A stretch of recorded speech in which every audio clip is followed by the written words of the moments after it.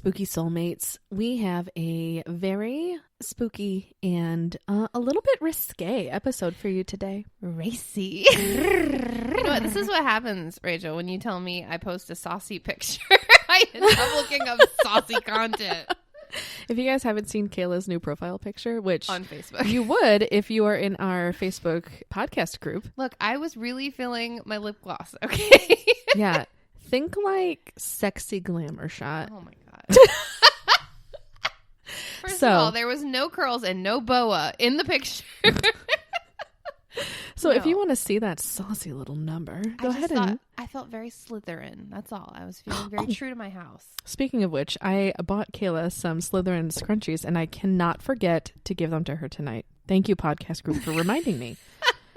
Anyway, I'm excited to see them. Yes. So I guess that's a little enticement for you guys to join us on our podcast Facebook group. We have a lot of fun there. If you're not there or following us on our Twitter or our neglected Instagram, please follow us. We're getting better at it. Yes. We're getting better at it. It's just hard to remember. That's right. So Facebook is the Good Luck Sleeping Podcast. Twitter is... Oh, Twitter, GL Sleeping. Yes. And Instagram is Good Luck Sleeping Podcast. So yes. Come on and join us over there. And we have a whole lot of fun. And you get to be a part of our podcast in a way that we listen to your ideas. You get to vote on things. You get, little tidbits of our previous episodes as far as evidence goes or, things that we find behind the scenes. So definitely join us there. But we're excited about today's episode. Yes. Oh, before we get started, we got another listener story today. Oh. And I want to remind you guys, we have a phone number now, so you can call it. It's 470-289-0226. Or you can email us at goodlucksleepingpodcast@gmail.com. We love getting those stories. So I think we've got 5 now in our arsenal. So we're getting close to time for another episode. I think we average about 6, right? 6 an episode? Something like that, yeah. So we're almost ready for our next one, which is exciting. So before we jump into it, how was your week, Kayla? Okay, well, my week was fine. My weekend, I trusted somebody to babysit Oliver for the first time. Mm-hmm. And we got to go see a movie.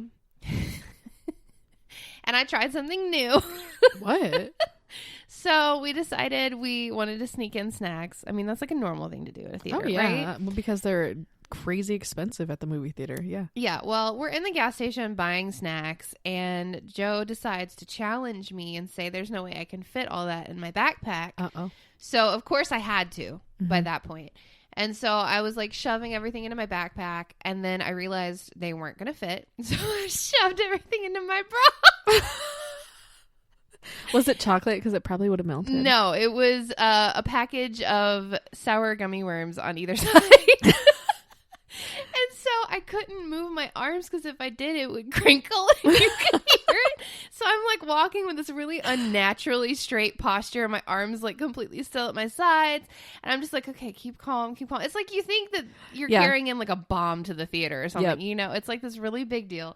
So we go up and Joe's like, I still want popcorn. So we ordered popcorn and the guy's like, do y'all want a drink? And I'm like, no, we're good. And Joe just like got this panicked look like, oh gosh, like, this looks guilty, So he's like, I mean, I'll take a water. You're like, the whole point of us getting all of these snacks at the gas station is so we don't buy things. Well, here. I jumped in and I'm like, no, a cup of water. A cup of water. Oh, you don't have to job. pay for those. Good job. And so he gives us cups of water. I'm like, whew, we got through it. And so just when I think we're getting through it, we go to like put butter on a popcorn and the girl's like, oh, can I see your tickets? And I was like, oh yeah, here's our tickets, And she's like, okay, you're right down in the hall. And then she noticed my backpack and she goes, I'm going to need to check your backpack. And I was like, wait, frick. What? Yeah. And she goes, I'm just looking for alcohol. Oh. And so I'm like, all right, just own it. Just own it. So I open them like, yeah, it's water and snacks. And she goes, okay. Well, you have a great time. Thank you for not getting mad at me. Thank you so much. You guys have a great time. I've heard this movie is really great. And she just started talking, like word vomiting. Yeah. And I think she was like, oh my God, I don't know what to do. Like there were so many snacks. Right? Yeah. It was a backpack full of snacks. And so I'm like walking down the hall and Joe was like, yeah. And she's still talking to us. We're like halfway down the hall. And Joe looks over and he's like, I don't think she knew what to do with all those snacks in your purse. And I like move my arms and they crinkle and I'm like, she didn't know about those. So it's a very eventful thing. We got away with it. Good job. Wow. I'm friends with the fugitive, guys. I know, right? Criminal. That's nice. How was your week? My week was good. Anything exciting happen? No. It was a very, very normal week. Didn't really do much out of the ordinary. I got my hair. I had a day out, which is super, super rare. I never just have a complete day where I am not at home, because the home is really my job, you know. Yeah. Cleaning the house, taking care of the kids, cooking, making sure everything's in order. Like that's You're way better at doing that job than I am. So, you know, I got like a day off today, and I had lunch with some friends, and we went shopping, and I spent too much money. So I'm panicking a little bit. And I also got my hair done, which means I spent more money. So anyway, I'm not going to talk about it anymore because my blood pressure is going up and I'm stressing. Just pick up your alcohol and chug it. We're going to need to do that That's through this, right. at least the first half of this episode. Yeah. We have some Smirnoff Ice screwdrivers. We're going to be drinking Smirnoff Ice until the big pack that I bought is gone. How you say Smirnoff. Smirnoff. It is Smirnoff. Smirnoff. Anyway. I feel like we make fun of each other the way we talk constantly. We do. It's great. All right. So we're going to start the episode. I think we've given you guys all of the things you need to know. Wait. Is there more? Oh, the Scary Stories episode. Yes. So we talked about it in the last one, but we are going to be doing another Scary Stories, an auditory adventure episode for you guys, which is the one that has the sound effects.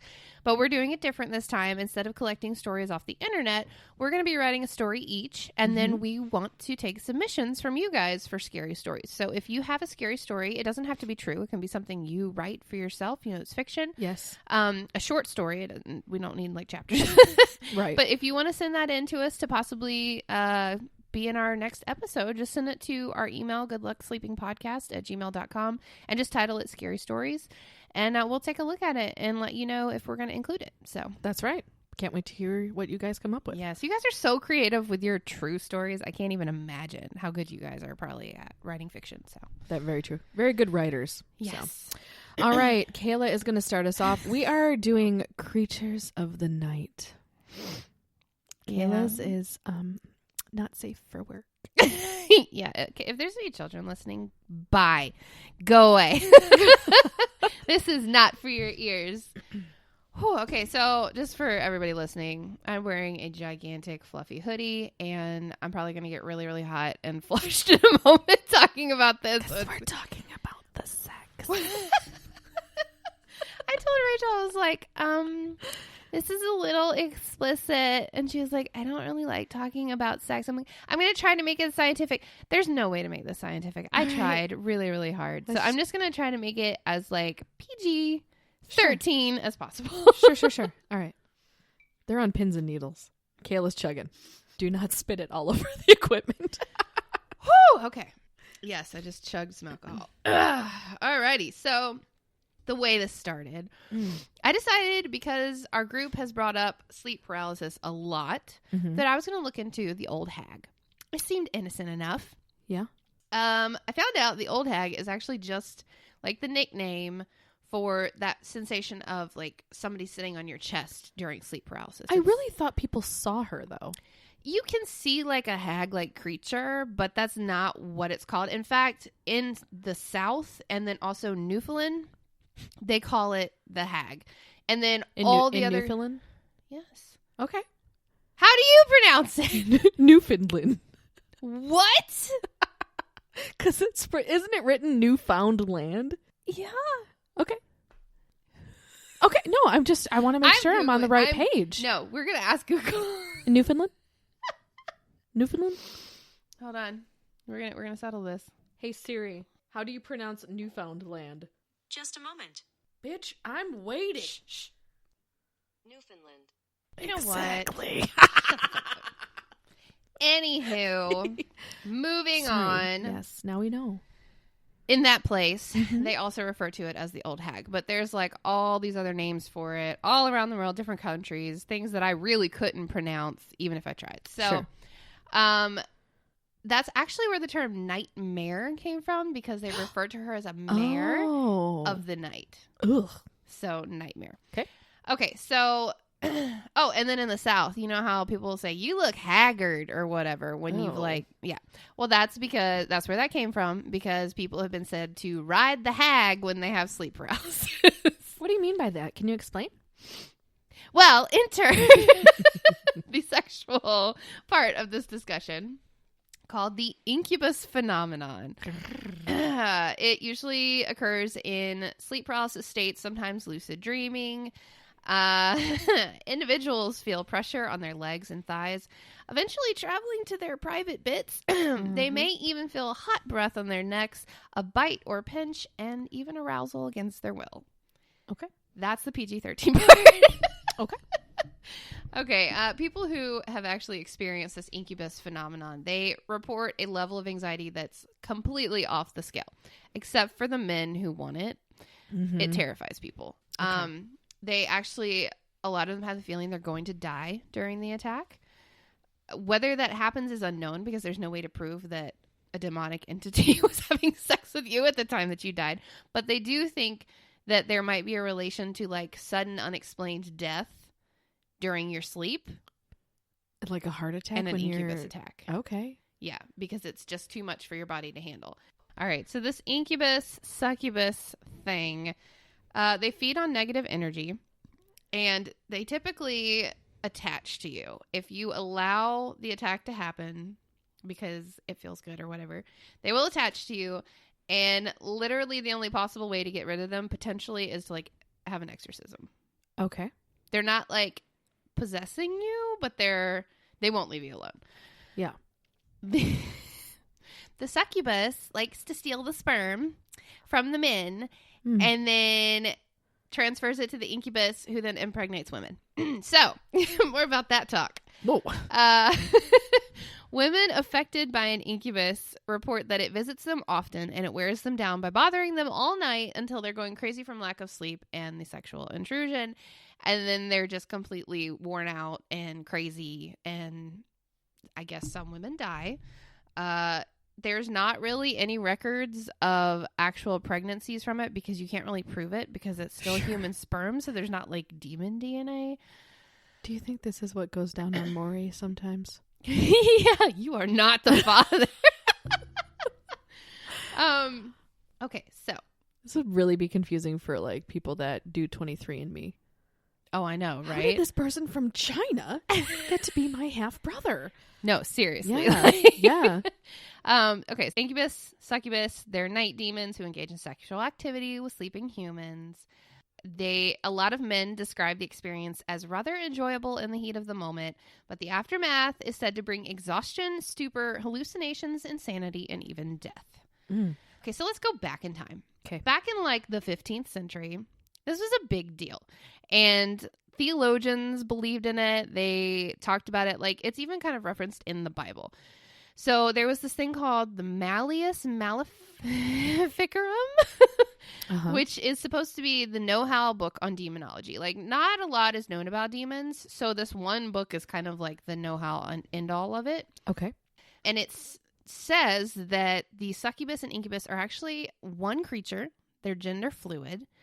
And so they turn into the succubus to collect the sperm, and then turn into the incubus to impregnate the women. Sure. The child that results is called a cambion, or in the Bible, they're referred to as the Nephilim. And I don't know if you've heard of the Nephilim, but apparently they were like around Noah's time, before the ark and the flood and all that. Okay. And it was the sons of God mating with the daughters of men. So when you think of sons of God, that makes you think of like angels, maybe fallen angels. So that's where they're thinking that the Nephilim and the cambion are kind of like interchangeable. Okay. So I could not obviously find real examples of people who were cambion. They had this, like, how to know if you're a cambion. I'm like, I'm not taking that quiz. Yeah. But literary people love to use it. It's very popular in comics. Raven from DC Comics is a cambion. Hellboy is a cambion. And then the most famous of all is Merlin the Wizard is a cambion. Oh, wow. It's actually in Gilgamesh. Like, Gilgamesh's dad is he's a demon, and so I guess Gilgamesh is a cambion. But to take it to more realistic terms, the well-respected Christian theologian Thomas Aquinas, He believed in the incubus demons and the succubus, and he said, still, if some are occasionally begotten from demons, it is not from the seed of such demons, nor from their assumed bodies, but from the seed of men, taken for the purpose, as when the demon assumes first the form of a woman and afterwards of a man, just so they take the seeds of other things for generating purposes. So I guess he was trying to say, like, even if they do produce offspring, they're not demonic in nature. Right. They might be, like, kind of supernatural, we don't know, but they're not, you know, like, meant for hell or whatever. It doesn't mean that they're evil. Yeah, they're not like, So that's not where psychopaths come from. I know, right? I was thinking that this whole time. I'm like, I wonder, you know? Mhm. St. Augustine addressed the existence of them because he said at that time there were too many attacks to be denied. So apparently a lot of men were dealing with this at the time. He said there's also a very general rumor. Many have verified it by their own experience, and trustworthy persons have corroborated the experience others told, that sylvans and fauns, commonly called incubi, have often made wicked assaults upon women. So they argued kind of about the reproductive capabilities of these demons. And obviously you saw Thomas Aquinas believe that they could be gender fluid and switch back and forth. King James actually did a dissertation, and he surmised either that they are gender fluid like that, or, and this is one of my favorite parts, they raise a dead body to have sexual relations, so they become that dead person. And that is where the idea of zombies and vampires came from. Ah, like necromancy. Exactly. I was reading this. I'm like, oh my God, we were future telling in the future telling episode. What the crap? Okay. It was interesting because during this time period, like, it was very scandalous for women to get pregnant outside of wedlock. So a lot of times people would be like, oh my God, it was the incubus, you know? Okay, yeah. And then women in nunneries would actually get burned alive Oh if my they were gosh. supposedly abused by an incubus and became pregnant. Well, it's not their fault, though. They didn't care. Super glad I'm not a nun and didn't live Right? in those times. Yes. Let's see. It was also believed. So I was like, why do demons want to get these women pregnant anyway? Like, what is the purpose? Yeah. And I guess the theory was that the demons were trying to interfere with God's ordained plan and the reproduction process by delaying it. So if the demon got a girl pregnant, well, that woman, she couldn't get pregnant for God's plan for 9 months. You know what I mean? Okay. So I'm just like, sure, you made big waves there, guys. Yeah. Okay. I read this in an article, and it was really, really funny, and I don't think it's true, but I needed to say it. Oh, God. So in case you wonder if it's an incubus, it's often recognized by its unnaturally large cold penis. Its member is icy. Yeah. Okay. So anyway, I just needed to tell y'all that because it made me laugh. Okay, so actual tales of encounters with this. Okay. Let me go to kind of a old historical one. So there's a true story of a young man who became involved with the succubus, and he actually later became Pope Sylvester II.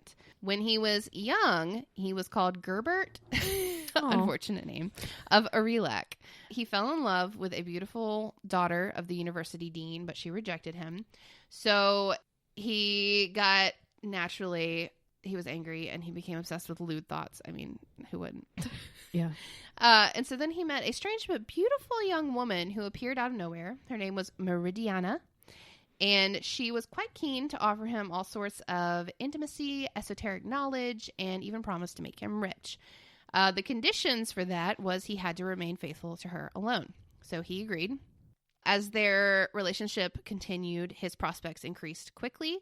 He was appointed Archbishop of Reims, which is far above the university dean, so he was kind of like in her league now. Okay.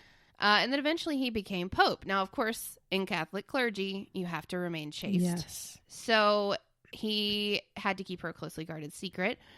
She maintained her loyalty to him, Meridiana. She kept encouraging him and creating his successes, and she even forgave him once for cheating on her when he became drunk and cheated with the dean's daughter. Oh. But apparently she didn't fully forgive him because she's a demon, or, I mean, even a human would be like, come on now. She made the prediction that he would perish soon on a pilgrimage to Jerusalem while he was celebrating Mass. He was terrified and arranged a public confession for his lifetime of sensual sins, which supposedly confession will rid you of the succubus, but it hasn't been proven effective. Uh-huh. And he believes that had he not repented, he would have perished and gone straight to hell. While he canceled his trip to Jerusalem, he later passed in Rome, where it's said that now his tomb appears covered in sweat just before the demise of a pope. Oh. So... Meridiana, that's interesting. It's kind of like the meridian. Yeah, she I know. I rides was the thinking that line. too. Yeah. So this guy's name, I just have to say it because it's so his name's Johann Juni, the Burgomeister of Bamberg. Just, again, rolls off the Doesn't tongue. he sound like a frat boy? The Burgomeister of Bamberg. He encountered a succubus in 1624. She forced him to renounce Christ, and he took on the name Crix as a warlock. And he ended up being burned at the stake for witchcraft. Okay. Apparently, during this time, it was like the thing that if you're a witch or a warlock, you blame it on an incubus and a succubus. You say that you've been taken control of, but they still die. But I mean, there were multiple people that were making that claim at the time. Okay. So that was like popular. Okay, so coming back to like more modern times, there is a guy that he described the experience as a feeling of paralysis all over his body. He said that he kind of saw like a hazy succubus hovering over his body. And while he definitely enjoyed what she was doing, he remained terrified and could not move because he was completely in her grip. When it was over, she continued to hover over him, smiling. She asked him if he knew what succubi do and what they're for. And before he could reply, her face turned demonic red and her beautiful teeth became fangs. She laughingly told him that succubi take the souls of their victims and that he would perish within 3 days. Oof. Then she disappeared. Apparently, he's still alive because he wrote that post. Yeah. But still, how terrifying would that be? Yes, very. Okay. So then this one was interesting. So I've always been interested in astral projection. Mm-hmm. Oh, me too. We still haven't done an episode I know, on we that. need to. I think it's coming though, Yeah. because it keeps coming up. So this was on Reddit. This guy said, last night I fell into a pretty interesting paralysis episode. As soon as my paralysis induced, I could see and feel a female entity pretty much snuggle up right against me. And all I could think was that she looked like the Disney character Maleficent. But it was kind of like in the real life But version. like the Angelina Jolie version. Yeah, like the Angelina Jolie version. Yeah. He was pretty confused, but wasn't apprehensive or trying to roll out of the paralysis, obviously. He's like, I was lulled by her. I'm like, sure you were. He said I could hear her speak and say, I want you to be a part of me, in a really sinister way, then give off a really sensually sinister moan type of laugh and press closer onto me. He's like, it was definitely sexual. Thanks for the clarification. And he goes, but who are you? Immediately after that, I shot off into a wide tunnel of colorful fractals that morphed into geometric patterns, grids, shapes, and rooms, changing colors constantly. All I could think about was how a DMT realm is described, which is apparently something part of astral projection. Okay. After having that thought, he snapped out of the paralysis and woke up uneasy and freaked out. And he said he remembers reading and researching sleep paralysis like 8 years back when he first started experiencing it nightly, and he read about the incubus and the succubus.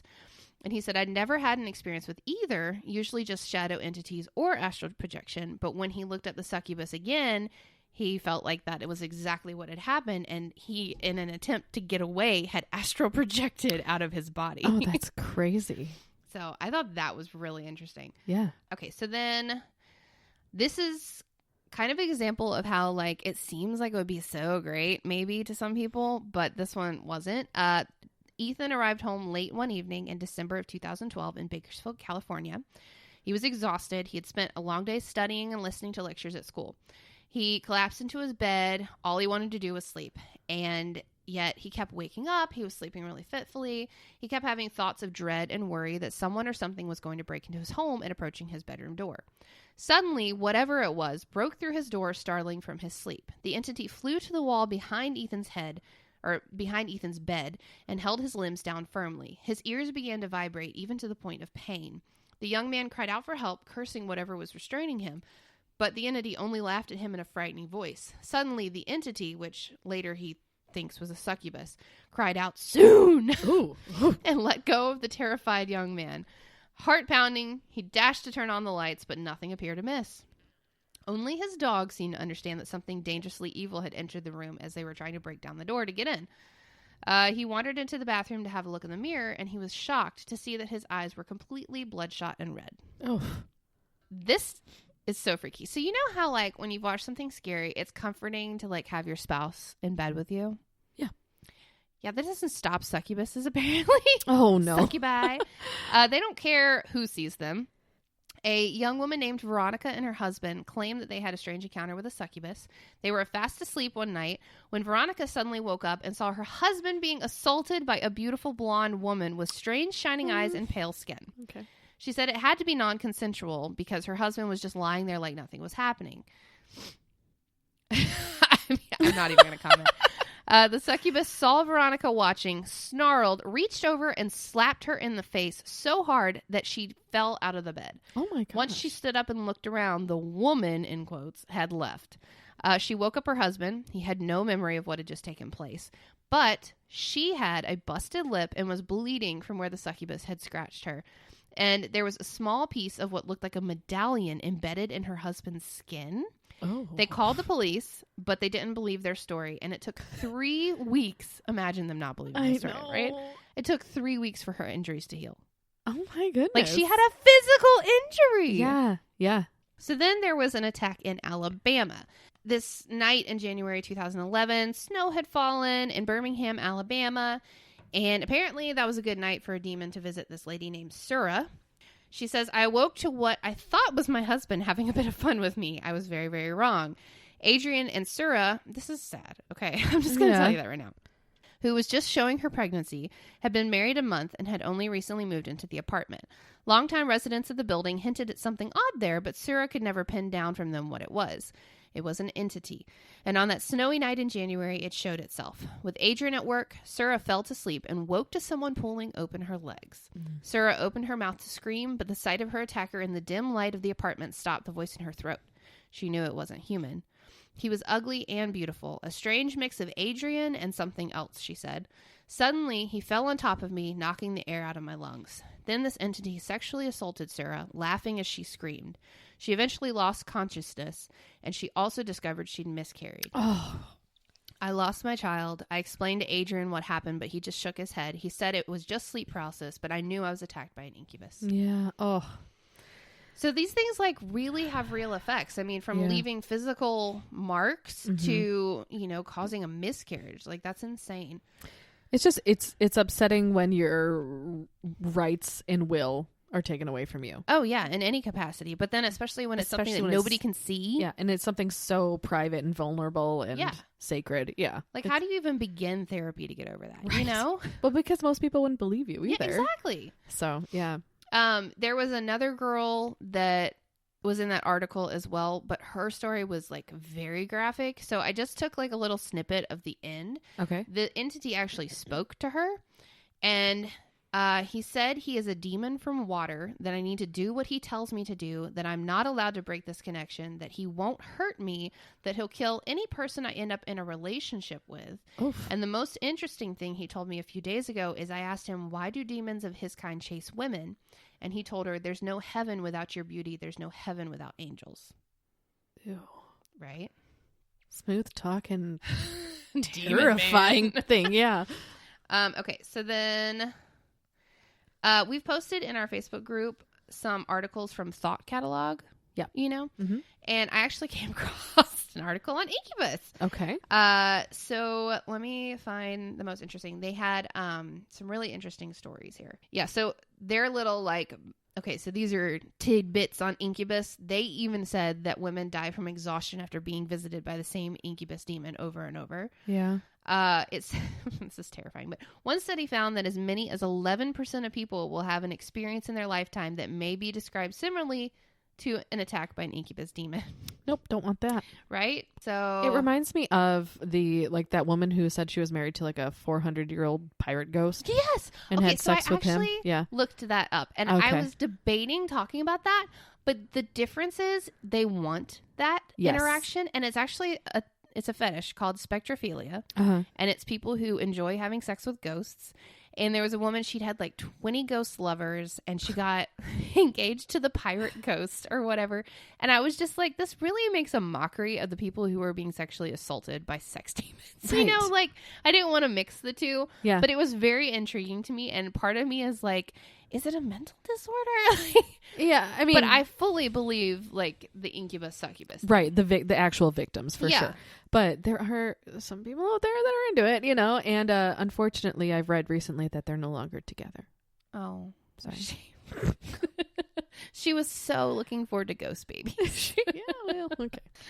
Okay, so there was this person, it's a Reddit user by Zombie Thoven. Okay. And they said, I was in a dark place and there was some kind of ritual going on. So I think this was like in the dream state. She said, these two people threw me down into a coffin. I really hope that's not a real. Yeah. That was in an open grave. And then something had me by the waist and raped me. While drifting back to sleep, I kept hearing this voice saying things like, I've loved you from afar for so long. I adore you. Just let me love you, please. He said it over and over and over again, just begging me. And I kept getting flooded with warm and fuzzy lovey-dovey images. So it was like trying to get her to consent. Right. Oh, okay. And while it was happening, I heard another voice saying, don't fall for it. It will use whatever means it can think of to try and get you to consent. It will lie to you. It will guilt you. It will imitate past lovers in order to get to you. Which that girl, Sarah, said it was like half of her husband right. and half of something else. And I just got chills. Oh, I don't gosh, like you it. just scared me. Okay. Sorry. You wanted a scary Yeah, I know, episode, here we Rachel. go. Just tell it to go away. So with a great deal of struggle, I was able to tell it to go away. And then another girl says, I was with a guy for 2 years, and he would always tell me about scary paranormal things that would happen at his house. He told me once that he was sleeping, and he woke up around 3 at night, witching hour. Yeah. Mm-hmm. There we go. He told me he couldn't move for about 5 minutes and that he was covered in cold sweat. All of a sudden, he felt a cold hand on his neck. It started caressing him, and still he couldn't move. He then felt lips on his neck, and whatever it was started kissing him. He told me of another time when he was washing his hair in the sink because he didn't want to get into the shower, which I don't really get that. But okay. I feel like it's more work to wash your hair in the sink than it Exactly. is just Like, to hop in the you're shower. gonna get But a crick okay, in your sure, neck. sure. I guess the sink was really deep and he could fit his whole head underneath the faucet. He then felt a force holding his head down in the water for almost a minute and he was unable to breathe. He told me that the succubi could try and ruin relationships of the people they're following to try and get them all to themselves, Yeah, mhm. which they kept saying that. I'll end all relationships you try to start. We would argue and fight for no reason, so I started to believe something was going on like a succubus. And that was by Sienna Bears. So, oh, this is a guy that likes the succubi. It kind of comes naturally when you have the libido of an incubus yourself. I have 3 to 4 succubi around, depending on who I reach out to, and I enjoy their company daily. I don't like to share the experiences I have with them because people tend to objectify them as some kind of tools to be used for their own needs and desires. Which kind of sounds like that's what you're doing if you have, Yeah. 2 to 3 on demand Literally, for you? there are men who try to summon succubi. Yeah. Well, I mean, I'm not surprised. I know! But it's just such a vast difference because the girls are like, this is not okay. And the guys are like, I mean, it's kind of okay. Yeah. So anyway, Okay. there are actually several celebrities that have claimed to either have sex with what was a succubus or incubus, Really? or it was a ghost. I don't know which one. Paranormal Activity 2 actress Natasha Blasik. She described her experience with the ghost sex thusly. Suddenly, I could feel that somebody was touching me and the hands were pushing me against my will, and I could feel the weight of the body on top of me. My body was being pushed in different directions. And at first, I was very confused with all that. Then I just decided to relax, and it was really, really pleasurable. Okay. Anna Nicole Smith Okay. supposedly had ghost sex. Okay. She said a ghost crawled up her leg and had sex with her at an apartment in Texas. She thought it was her boyfriend and then found it wasn't. Okay. And then Kesha... Okay. She's apparently boned a spirit, whatever kind of spirit it may be. She said, it's about experiences with the supernatural, but in a sexy way. I had a couple of experiences with the supernatural. I don't know his name. He was a ghost. I'm very open to it. Did you know that Kesha was on, I don't know if you watched this because it was before your time, but The Simple Life with Paris Hilton and Nicole Richie? That does not surprise me at all. Yeah, she was, because they would go around and stay with families that were, not as wealthy and kind of experience the simple life. Of course. Hence the Of name. course. And Kasha was the daughter of somebody that they stayed with. So, fun fact. Oh, my word. Well, if a succubus ever tries to seduce you, just remember that they want you to consent to it, because that gives them permission to torment you for the rest of your life, and it won't always be pleasurable. Right. Yep. So stand your ground, guys. they're going to take your energy until you eventually die from exhaustion, depression, or suicide. So have fun with that. Yeah. Okay. And that Wow. that closes my racy, salacious conversation. Yeah, it wasn't as bad as I thought it was going to be, but That's good I job. worked so hard. You did a good job. You did a good job. I was like, I cannot say these words. I can't. I know. Well, very interesting. Okay, so mine is going to be on the Boogeyman. So yours is like the really PG version, which is good. I don't know. I've got a little bit of information that I'm going to give you, a little bit of background, but then I'm going to get into these juicy, terrifying I think mine stories. were the juicy stories. Yeah, I guess I just have yours on the mind. Okay, these very, very frightening stories. So what I'm going to do before I start is turn off the lights. Are you ready? Okay. Okay. I can't even see you. To join in at home, friends, turn off your lights while you listen to this next segment. All right, so the Boogeyman is also known as the Bogeyman. Have you ever heard it called the Boogeyman? Kind of reminds me of like boogers. I was thinking the same thing. We're so alike. So the Boogeyman this is from Wikipedia, that's where I get all my big information, is a mythical creature used by adults to frighten children into good behavior. Right. The Boogeyman has no specific appearance, and conceptions vary drastically by household and culture, but is commonly depicted as a masculine or androgynous monster that punishes children for misbehavior.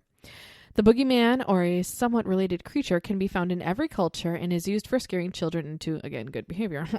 Way to repeat yourself, Wikipedia. It may target a specific act or general misbehavior, depending on what purpose needs serving, often based on a warning from the children's authority figures. The etymology, so the information behind the word, where it comes from, it is believed to be derived from the Middle East, it's believed to be derived from the Middle English bogey or boogie, which is something that is frightening or scary. And theories... See, over here, it means a booger. I know. The booger man. Don't say that to him. You might be listening. Theories on its origin include a root meaning goat or a cognate of the German bogey. Again, just spelled differently, which means like goblin. Oh, goody. So the physical description and personality. While the description of the Boogeyman differs on a cultural level, there are often some shared similarities to the creatures. Many of the Boogeyman are depicted as having claws, talons, and sharp teeth. Along with that, the majority of Boogeyman are of the spirit variety, while the minority are demons, witches, and other legendary creatures. So see, an incubus is basically the boogeyman. Honestly, I feel like the Boogeyman is kind of just like an all-encompassing term. Yeah. For really scary things of the night. So anyway, some are even described to have certain animal features such as horns, hooves, and a bug-like appearance. When looking at the personality traits of the Boogeyman, I feel like he's on a dating show. Him and Mothman. What Enneagram number is he, Rach? Do you want number 1? Behind door number 1, the Boogeyman. Door number 2, the Mothman. Door number 3, Sasquatch. I will pick Sasquatch every time. I knew you would. Anyway, okay. So they can be divided into 3 categories: the kind that punishes misbehaved children, the kind that are more prone to violence, and the kind that protect the innocent. What? I know. Isn't that Mr. Sandman? No. Sorry. Have you seen Rise of the Guardians? That's No. all I've been able to think about since you said you were doing the Boogeyman. It's Rise of the Guardians. I have no idea what you're talking about. Okay, so it's like, I'm just going to give a quick little rundown here. It's like the 5 Guardians, Santa Claus, Easter Bunny, the Sandman, and they fight against the Boogeyman. Yes. Okay, he's trying to turn the world dark and make them not believe you. I don't really remember it, but It's a great movie. You should watch it. probably won't. Okay. The large majority. Oh, wait. Okay. They all relate in the same way, being that they all exist to teach young children lessons. The large majority of the Boogeyman are just to frighten them with punishments, but not actually inflict much damage. The more vicious Boogeyman is said to steal the children at night and even eat them. The last category is the boogeyman who protects people and only punish those guilty, regardless of age. I feel like this is just different parents based on their parenting style. I mean, if my parents would have ever said, you better do this or the boogeyman's going to get you, I would have shit my pants. I would never have recovered from that. And see, I would have been like, okay, what do you mean by that? I'm going to need some details, which is probably when they're like, okay, he's literally going to steal you in the night. I'd be like, good, because I don't want to live here anymore either. Yeah, really. There is a real life boogeyman that kind of coined, like, I think probably the newspapers or reporters kind of gave him the term boogeyman, but his name was Cropsey.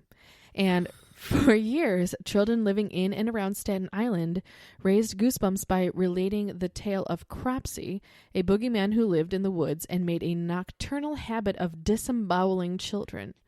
Parents no doubt eased their kids' fears by telling them no such monster existed. But he did. In 1987, Andre Rand was put on trial and convicted for a child abduction. Rand, it turned out, may have been connected to a rash of child disappearances in the 1970s. He had once worked at Willowbrook, a defunct mental institution. While he denies involvement in other cases, it's clear Rand's activities had a heavy influence on the word-of-mouth stories that followed. Did the word-of-mouth stories come before or after that? Because, like, did he inspire those stories or was he inspired by them? That's what I'm curious about. Yeah, I don't know. So anyway, yes, that's kind of the real-life boogeyman, or anybody really that targets children. So, okay, I have, for the rest of my segment, I am just going to have very scary stories, true accounts of people that have come in contact with the boogeyman. So, Let's do it. a lot of them are from yourghoststories.com, which is one of my favorite places to read spooky stories. They're all supposedly true, people's real life encounters with the supernatural. So anyway, this one is from Valkyrie. Just Val. Or old pal Val. This story is called Grandma Drowned the Boogeyman. Most families have some kind of hero in the family tree, some great or maybe even recent member they point at with pride and say he or she was the first to blank, or they fought the war and was decorated. You get the gist. In my family, it was my maternal grandmother. Her familial claim to fame was having drowned the boogeyman. It was back in 1946 in rural Kentucky. Twins, that's where you're from. Mm-hmm. My oldest sisters were 5 years old at the time and living with our mother in a small cabin on my grandparents' property. By all accounts, they were quiet, well-mannered children until the arrival of the boogeyman. No one knew where the children had even heard of him, but almost nightly their shrieks of fright roused the households, bringing my grandfather on the run with his shotgun. They became afraid of the dark and would beg for my mother to sit with them until they'd fallen asleep. This went on for weeks, despite the fact that my mother kept reassuring them that the boogeyman didn't even exist. He was just something made up to ensure children behaved, and since they were always good, they'd have nothing to fear anyway. My mother wasn't actually sure that there was nothing to fear, but for weeks now there'd been odd occurrences in and about the cabin that she was at a loss to explain. For one thing, several times when the girls cried out, their rooms smelled of rotten eggs, and sometimes the window that she was sure just the farts, okay? She was sure had been closed were slightly opened. There were times when she found weird drag marks in the dirt outside of their window, as if someone with a horrible limp had come that way. Privately, she told her father that she worried that the boogeyman might be some hobo lurking about. Although it wasn't unheard of, Grandpa said that if that was the case, they'd be more likely to steal a few chickens, and they surely wouldn't dare to come back every night, or have any interest in scaring little girls. Still, that same day he brought out old Jack, his hunting dog, to stay with Mom and the girls. According to my mom, Jack made himself right at home, but steadfastly refused to have anything to do with the girls' room, refusing to even enter it. At night he would growl at nothing she could see. Days dragged by, the boogeyman taking its toll on my mother and the girls, mostly due to lack of sleep. One simply does not go from terrified screaming / responding to such screams to sound sleep very easily. They grew pale and had dark circles formed under their eyes. One day, Grandma decided to consult with Aunt Sylvie about the situation.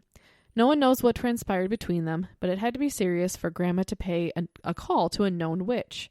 No one is really sure if quote-unquote aunt was an honorary title or if she was truly related in some way. What is known is when she came back, she volunteered to sit with the girls for the night and even gave my mom money to go see the movie playing in the next town over with her cousins. This was a rare treat indeed at the time. When Grandma came, she ushered my mother off and set about getting the girls ready for bed. Of course, they did not want to go, so instead she put them in my mother's room, telling them enough was enough, and she was going to take care of that old boogeyman, and he would never, ever bother them again. Then she gave them instructions that no matter what they heard, they mustn't leave the room. It was not long before they heard her talking in their room. Grandma was not a soft-spoken individual. "See this broom, you devil? I'm going to beat you with it. Now get out of here, in the name of Jesus, and never come back." And with that, there was a horrible racket that went on from one room to another. It sounded like furniture was being overturned, and old Jack was barking up a storm when Grandma was yelling. They heard the back door slam, and running to the window, saw Grandma running down the path, swinging the broom and shouting Bible verses. After a short while, she returned, telling them they didn't need to worry about that old boogeyman anymore, and that she had chased him down to the river where she had drowned him. I'm going to start doing that when I have to cast something out. Just get my broom. You get on out of here. You hear that? You hear that? My mother came home to find the twins sleeping peacefully, her home in disarray, her broom broken, and every window and doorway salted. But there was no boogeyman. That's right. And Grandma reading the Bible. Whether the result of a theatrical performance by Grandma or some cleansing ritual, the twins never again complained about the boogeyman bothering them. I wonder if she was doing that to maybe she didn't believe it, but she thought if she put on this big show that the kids would believe it was gone. Well, it said there's like a little side note here, and it said, an interesting side note to this. Of course, the twins told their little friends that Grandma had drowned the boogeyman, but by the time it made its rounds, reaching adult ears, it was that she had drowned a man, which, to the amusement of family and her chagrin, brought about the local sheriff with some questions. Oh, Small towns gotta love them. There was another article that I came across, and one of the stories that was in there was just about how a little boy kept saying that he'd seen the boogeyman, and the mom kept saying, "No, there's no such thing as the boogeyman. There's no such thing as the boogeyman." And she heard him screaming and pounding on the closet, and when she came into his room, she tried to open the closet, but it was locked, but it could only be locked from the outside. So he had been locked in there, and then they found like a wool scarf, like an old wool scarf that didn't belong to anybody in the family, but the windows were locked and the doors were locked. So nope. Yeah, so that was another one, but I don't feel like finding it because it's buried somewhere in my very crazy notes here. So, okay. This one is another one from Your Ghost Stories. It's called Boogeyman by Orphans. That's their name. This happened to me and my cousin a few years back. I was babysitting for my aunt, and I had just put my cousin to sleep. I turned around and began walking down the hall into the living room, and I had just sat down when I heard my cousin screaming. I stood up and walked into the room where she was sleeping. I saw her crying and asked her why she was crying. She said what I thought was the boogeyman. "There's no boogeyman," I said. "Just go to sleep." I left, and 20 minutes later, this happened again. I went into the room and saw her crying. Then I heard the crash from inside the closet. My aunt's closet door began rattling. It was a big walk-in closet with a door and everything. The handle began turning back and forth, and the door finally opened a crack. I picked up my cousin, and we ran into my older cousin's room. I never told my aunt what happened. Even if I wanted to tell her, I don't know if I would. And since then, they have moved and now lived in New Mexico. Has this ever happened to anybody else? I guess her little cousin was 8. Yes, so okay. Freaky. This is The Boogeyman ? By It's Pixie. I've been a regular visitor to this, and I feel comfortable now to share my story with you. This will be the first story that I submit. The story I'm about to tell you happened a few years ago. I was 13 at the time. I am 26 now, and this still haunts me to this day. I stayed with my parents in a quiet suburb in South Africa. I grew up in that house, and my parents still stay there to this day. I remember waking up in the early hours of the morning and feeling panicked and scared. It felt as if someone was watching me, like I wasn't alone. I didn't move, but I scanned the room with my eyes. I didn't see anything. I closed my eyes and prayed. Soon after, I fell asleep again and didn't think much of it. A few days passed and nothing happened. I then woke up again with the same fear and panic. I look around my room again, and that's when I saw it. It was sitting on my desk in front of my bed. It was small, like a garden gnome, and it had yellow eyes, sharp little teeth, and pointed fingers. It just stared at me. I never felt so scared in my life. I screamed, and my dad came into the room. As soon as he put on the light, the creature was gone. My dad didn't believe me when I told him what I had just seen. He thought that it was just a bad dream. It felt so real. I know I was awake, and I know what I saw, and it saw me. I slept in my parents' room for the rest of the night. I was now scared going to bed to be alone in my room at night. I could always feel it watching me. It also started to scratch the underside of my bed at nights. Nope. I once again woke and saw the creature sitting on my desk. He stared at me and smiled, the most evil smile I had ever seen. I was frozen with fear. This went on for years. My parents thought I had an overactive imagination and watched too many scary movies and didn't take it seriously. Whenever I saw the creature, I just covered my face with my duvet. I prayed and hoped I would fall asleep quickly. It seemed like it didn't like that I ignored it, and things got worse. I saw him sitting on my desk again, and I just closed my eyes and covered my face. But I knew he was still there. I could feel him watching me. Then I felt him jump onto my bed. Nope. I didn't dare move, and I have never been this scared in my life. I didn't dare look back. I just laid there. I could feel him scratching my arm, and I screamed. My dad came and put the light on, and the creature was gone. I slept in my parents' room again. The next morning, I saw the 4 scratches on my arm, but my parents said I must have just done it in my sleep. Oh, come on. I hate when parents don't believe. Just parents, if you're listening to this and you're a parent and your kid says something that's terrifying and you don't want to believe it anyway and help them work through it, because there's nothing worse than them having to work through things like this on their own. And half the time, it actually is something. Exactly. Okay. Even if it's not, it's real to them. I told a friend what was happening, and luckily he believed me. He told me this thing thrives on fear and that I should sleep with a Bible under my pillow and tell it to go away. I did just that, and I could still feel him sometimes watching me, but I never saw him again. I was 16 at the time. This is when it got even creepier. It gets worse. She's freaking 16 years old, and it gets worse? I thought you're supposed to, like, outgrow them. Yeah, it's 18 now. She's 18 now. I was doing much better. 2 years had passed without any incident, and I was 18 at the time. I stayed over at a friend's house, and we all slept in front of the TV. Her boyfriend screamed in the early hours, and I woke up and I could feel the creature looking at us. I knew he was there. "The Boogeyman is here," her boyfriend screamed over and over again. I ran to put the lights on, and that's when her boyfriend told me about the creature, the same creature I saw when I was younger. I saw the small scratch marks on his arm, and that just freaked me out. I was trying to convince myself for so long that it wasn't real. Has anyone ever seen anything like this before? What is it? I'm 26 now, and I haven't seen or felt it again after that night. So it can, like, follow her? I guess so. That's so scary. Okay. I don't like it at all. I have 2 last ones. They're from mysteriousuniverse.org, and it's an article called Strange Encounters with the Boogeyman by Brent Swanser. They're very, very chilling. All right, here goes one. One early morning when I came home, the house was still dark. I called out, "Mum," and heard her sing-song voice say, "Yes," from upstairs. I called her again as I climbed the stairs to see which room she was in, and again got the same "yes" reply. We were decorating at the time, and I didn't know my way around the maze of rooms, but she was in one of the far ones, right down the hall. I felt uneasy, but I figured that it was only natural, so I rushed forward to see my mum, knowing that her presence would always calm my fears, as a mother's presence always does. Just as I reached for the handle of the door to let myself into the room, I heard the front door downstairs open and my mother call, "Sweetie, are you home?" in a cheery voice. I don't like it. I jumped back, startled, and ran down the stairs to her. But as I glanced back from the top of the stairs, the door to the room slowly opened a crack. For a brief moment, I saw something strange in there, and I still don't know what it was, but it was staring at me. The last one, which is one of my least and most favorite at the same time, is as follows. Okay, so this was from a witness who was about 7 years old at the time when she was jolted awake by a piercing pain in her ear. The pain was intense enough that she got out of bed to tell her mom and stepfather, but something kept her from completing her journey to their room.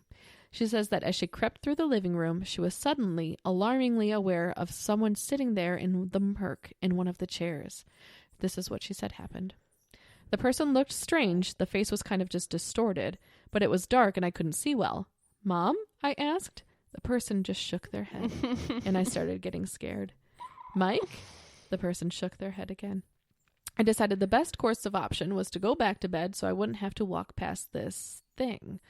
I climbed in bed and closed my eyes for a second before opening them and seeing the person standing in my doorway, smiling madly and nodding furiously. No! I screamed at the top of my lungs and closed my eyes. My stepdad came running out of his room in his underwear with a baseball bat. That was a scary sight in itself. There was nothing there but the clothes my mom had folded and put on the chair were strewn about the living room. For the longest time, I told myself that it was my cat sitting on the chair. Oh. No, thank you. Nope. All right. Well, there we go, friends. That is about the boogeyman.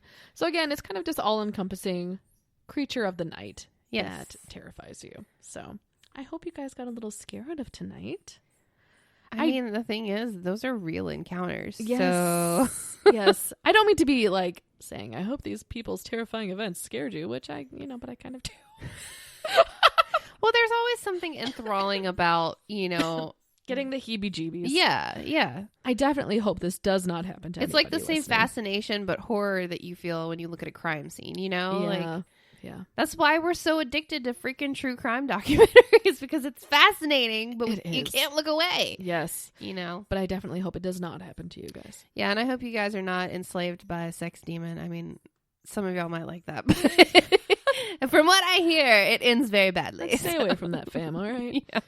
All right, guys. Well, good luck sleeping. Yeah, really good luck sleeping tonight.